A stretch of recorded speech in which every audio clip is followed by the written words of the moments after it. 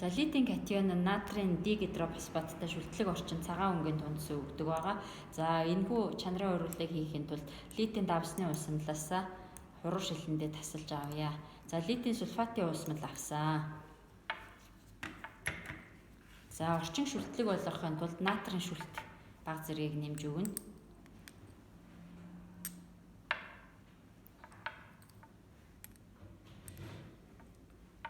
За натрийн шүлтийн усмал нэмсэн. За одоо энэхүү хуруу шилтэй усмал дээрээ натрийн гидрофосфатын усмалаас нэмж өгнө. За энэ натрийн гидрофосфатын усмал маань нэлээд хансан усмал болох нь харагдаж байна. За энэ усмалаас нэлээд хангалттай нэмлээ. За энэ туршилт бага зэргийн халаалттайгаар явагдана. Ийм учраас спиртэнд ингээ хасаагаад усмалыг бага зэрэг халаанаа.